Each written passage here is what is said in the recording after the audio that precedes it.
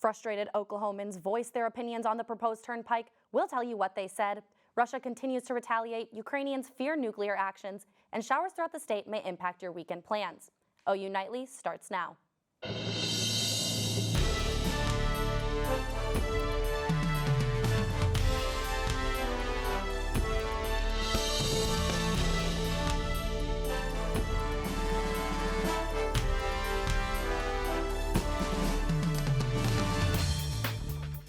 Hello, thanks for watching OU Nightly. I'm Dana Searles. And I'm Roddy. Tonight we begin with Oklahomans continuing to express outrage over the proposed turnpike. The turmoil continues, but this time in Noble. OU Nightly's Addie Crawford is live at Noble High School, where there was a Q&A last night with Oklahoma Turnpike authorities. Addie? Yes, last night wasn't a normal town hall meeting with dozens of frustrated Oklahomans asking their questions individually to members of OTA. And it all happened right here inside of Noble's High School's cafeteria. This marks the first time Oklahomans have been given a voice in the expansion process. Southeast Oklahomans outraged by the Oklahoma Turnpike Authority's multi-million-dollar planned turnpike expansion. OTA faced criticism in its first Access Oklahoma public meeting. How can you justify putting this highway in there? Trying to save my property and the Rose Rocks and my home and my neighbors. And growing up in Norman for 55 years, this is going to impact it bad. The current proposed path runs through thousands of Oklahomans' property, filling many with worried feelings at the thought of losing their homes. I'll never be able to move to another house like this. Even if they reimburse me, I bought this house a long time ago. I mean, no matter what they paid me, I couldn't get anything like this, and I don't want to. It's my home.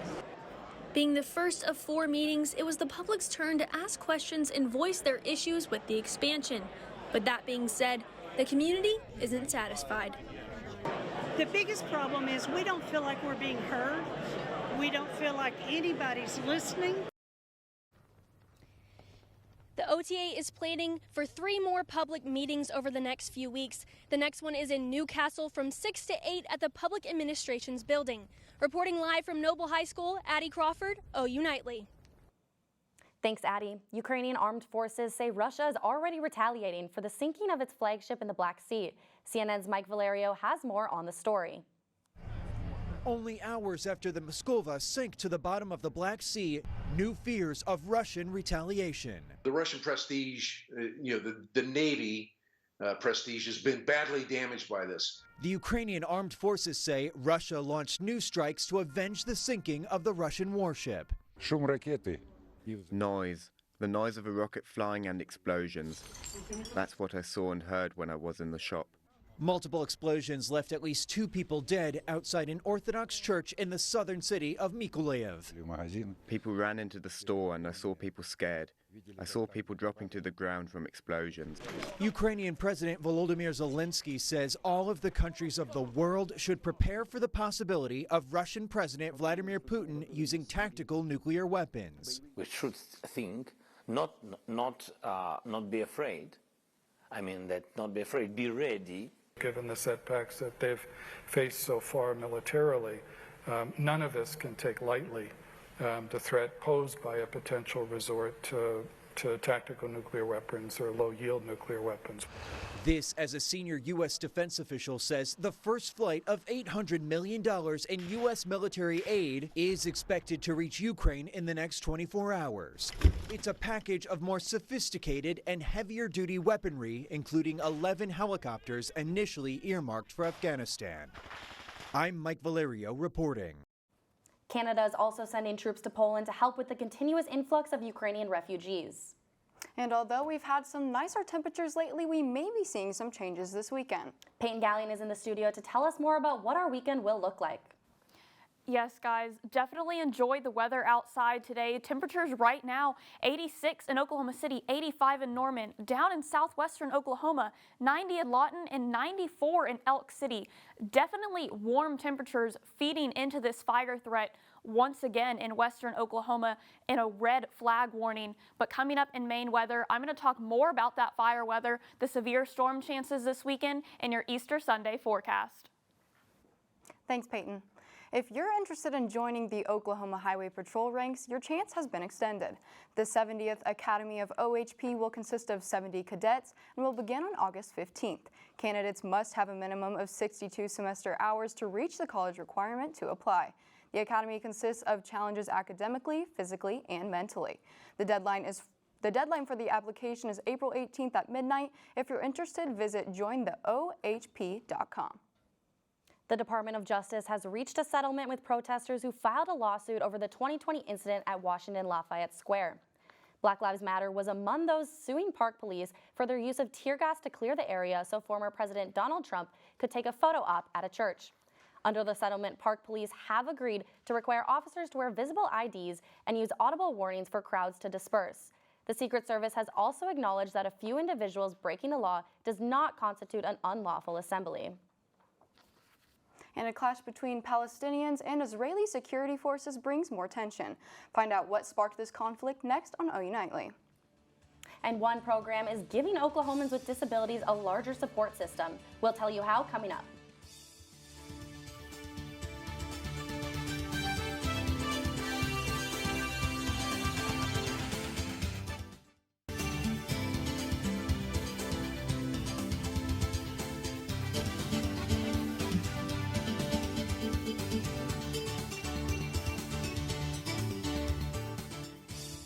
Tensions continue to rise between Palestinians and Israeli security forces. Dacoda McDowell-Wahpekeche has that story and the rest of today's headlines from around the world. Thanks, Bella. Palestinians and Israeli security forces are being arrested at the Al-Aqsa Mosque in Jerusalem after a clash between the two early in the morning.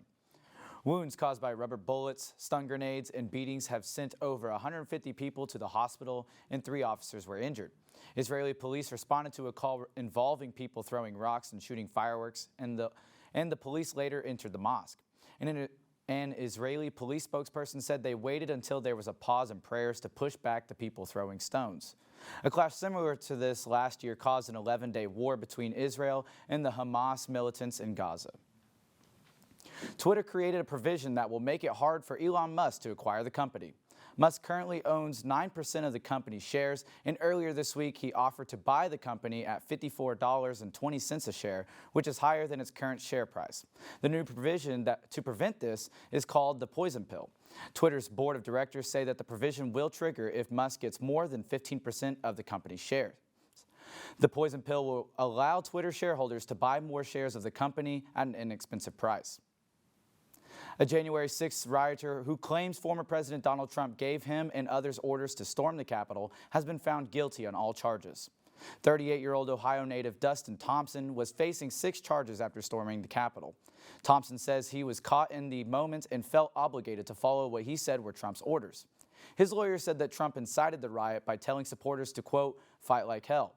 This is the first case that tried to convince the jury that Trump was responsible. Thompson will be sentenced in June. And New York City has officially declared April 15th as the day to honor 5 transit workers for their bravery during Tuesday's shooting at a Brooklyn subway station. Dana, back to you. Thanks, Dacoda. The Oklahoma Department of Rehabilitation Services is partnering with the University of Oklahoma to provide students with disabilities a support system. I talked to the head of the program about their goals and how it is being launched. What is this? Students with disabilities are navigating their way through life in ways many people can't relate to. Oklahoma DRS wants to provide these students throughout the state with a college mentor to help them out. The goal in general is, for DRS purposes, is to assist people with disabilities in finding employment. So what better way than to bring on peer mentors to gain confidence and be able to just talk through things as you're going through college, which is a rough time. The University of Oklahoma is providing peer mentors that are ages 18 to 26. And although the mentors are there to benefit the students with disabilities, they're also gaining their own positive experience. It's designed for both parties to benefit. So hopefully the mentors that are in the program right now will find that the more they work with their mentee, the more they find out about their mentee and helping them overcome their issues, the more they can face some of their own issues and overcome some of the barriers in their own life. If we can create meaningful opportunities for them to go out on their own and to gain employment and to, you know, be involved in post-secondary education and to, you know, gain those life skills that we're desperately trying to, you know, procure for them.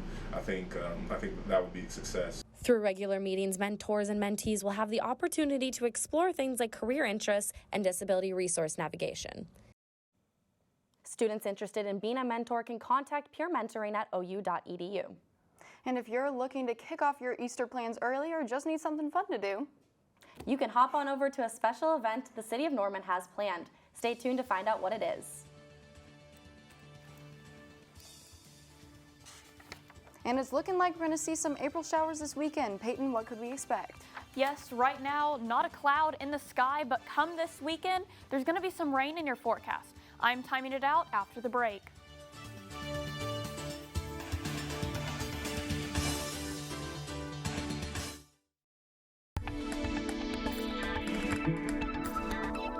Welcome back to OU Nightly, taking a live look at our Oklahoma City tower cam.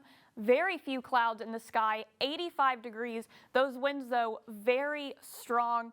And across the rest of Oklahoma, these very warm temperatures are very known. Here in Norman, 85 degrees. You can see those 90s starting to pop up. The more southwestern you go, even 94 out in Elk City. These winds are still sweeping down the plains as well. 15 here in Norman, 15 down in Ardmore, even 20 out in Elk City. You can see very southerly winds, and that is still fueling that fire danger out in western Oklahoma. You can see western Oklahoma and in the Panhandle, Elk City, Woodward in an extreme threat. As you go throughout the rest of the state, it slowly decreases. So while western Oklahoma is dealing with fires, come this weekend, eastern Oklahoma is going to be dealing with some severe weather. Tonight, the Tulsa area down towards Poteau, Heavener, Muskogee is dealing with a slight risk of severe weather. We are going to time out this for you. Storm starting to pop up around Tulsa tonight, making its way into Arkansas and eastern Oklahoma late in the evening. Your Saturday we do clear out, but come to your Easter Sunday, you can see more storms here in the Oklahoma metro, picking up steam at times, but again, clearing out for your evening Easter activities. Your Easter Sunday for a more in-depth forecast, Saturday and Sunday, 50s.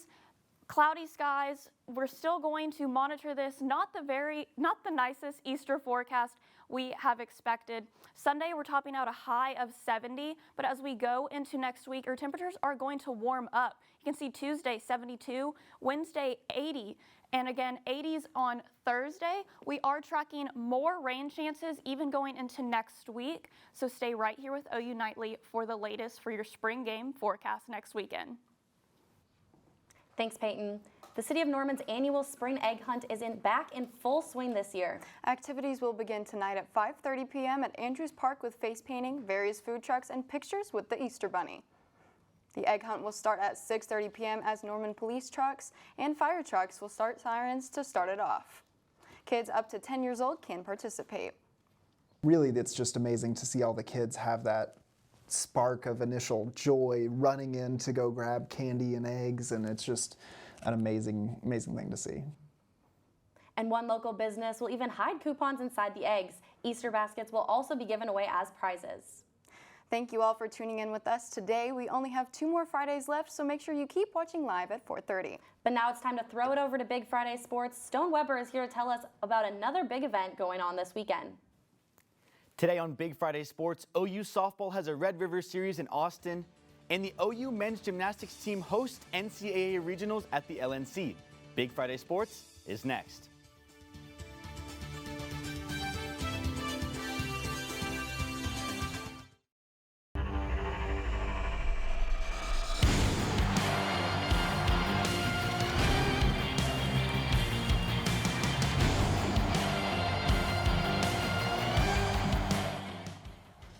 Hello and welcome to Big Friday Sports. I'm Stone Weber. And I'm Parker Abels. Championship season is underway for many spring sports, so let's get right into it.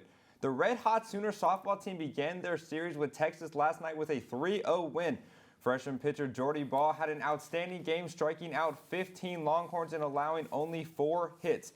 This was Ball's 5th strikeout of the season and OU's 22nd shutout overall. While Texas may be OU's biggest rival, head coach Patty Gasso praised the Longhorns' offense and leadership.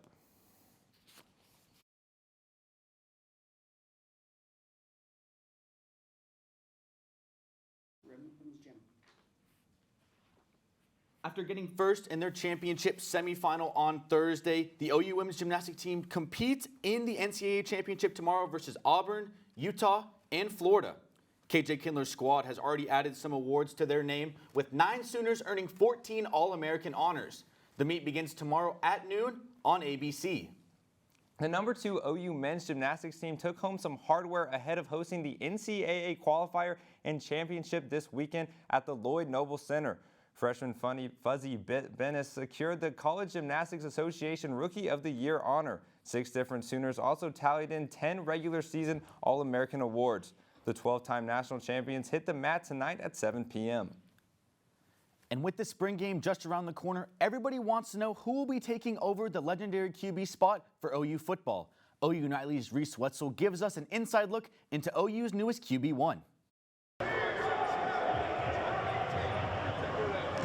With OU football comes high expectations. However, being the starting quarterback for the Sooners comes with intense pressure. UCF transfer Dillon Gabriel has been named OU starting quarterback and is ready to prove himself. For the most part, I'm just being me, and being me and being myself is, been the strongest thing for me. I am who I am every single day. And when Gabriel arrived, he knew his respect would have to be earned. He has taken to being a leader for his guys and has seen a lot of development with himself and the team. Obviously proving it from the start. So, when I first got in here, proving it through winter workouts, and then second, being vocal and taking charge. And I think I've done a really good job of it, but continue to do so and continue to gain trust, continuity throughout everything. So, Gabriel is all about pushing the pace. He knows that with constant effort and working the fundamentals that it can open up more opportunities for the offense. As you start to, get into long play drives, you can definitely see, defense just start to get a lot more tired, a lot more, draggy, but that's where you take advantage. That's where you smell blood in the water and you continue to push. So the addition of Gabriel will be beneficial for new offensive coordinator Jeff Lebby. Lebby and Gabriel spent a year together at UCF, making the connection even stronger for the two. I think it goes way back, and, just from a trust standpoint, really trusted him, loved playing in his offense, the way he's able to, strategically use people and put them in good positions to go play, and win a lot of ball games. The Oklahoma Sooners are in for an exciting season. Gabriel will be at the front of it all and is ready to show out for Sooner Nation. Reporting for Norman, Oklahoma, Reece Wetzel, OU Nightly. We'll be seeing Gabriel in action at the spring game next Saturday at 3 p.m. And coming up on Big Friday Sports, we're going to talk some NBA playoffs. And OU women's tennis has a couple of ranked matchups ahead. Stay tuned as Big Friday Sports continues.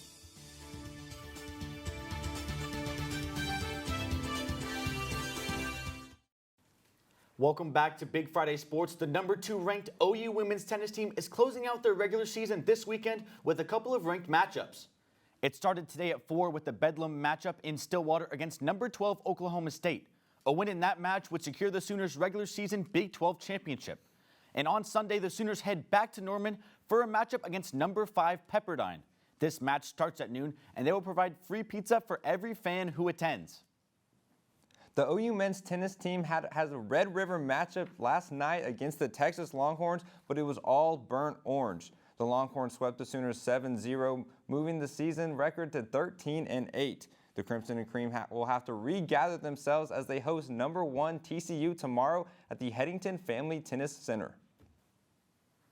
Skip Johnson and OU baseball started their weekend slate of games last night with a 7-3 win over Pacific. 4 Sooners each had 2 hits, and Cade Horton made his first career start on the mound. The freshman allowed only 1 hit and also had 2 strikeouts in his 4 scoreless innings. The team is back in action tonight at L. Dale Mitchell Park as they host Lamar. Former Sooner quarterback Kyler Murray is having contract disputes with the Cardinals. Murray wants a new contract from the Cardinals and will not play until a new deal is done, but Arizona has yet to make an offer. After seeing those of Derek Carr, Matthew Stafford, and Deshaun Watson getting their payday, Kyler's looking for his too. The Cardinals have stated they do not intend to trade Kyler, so we could have a wild offseason in Arizona. And it's been a busy start to the NBA playoffs, but we are just getting underway. The final games of the play-in tournament are tonight as the Cavaliers host the Hawks and the Clippers host the Pelicans. The first round gets underway tomorrow as the Mavericks host the Jazz, but Dallas will be without superstar Luka Doncic, who is missing Game 1 due to a left calf strain. And on the Sunday slated games, the day begins with the Heat hosting the winner of the Hawks and the Cavaliers. The day wraps up with the Suns hosting the winner of the Pelicans and the Clippers, and the big headliner will be KD's Nets traveling to face the Celtics at 2:30. Two of the biggest names in golf are heading back to the U.S. Open. Tiger Woods and Phil Mickelson both have filed for entry for the major championship in Brookline, Massachusetts. Tiger has won the U.S. Open 3 times, while Mickelson needs to win at the Country Club to complete his Grand Slam. Well, that's all we have for you today. Thanks for tuning in to Big Friday Sports. I'm Parker Abels. And I'm Stone Weber. Good night.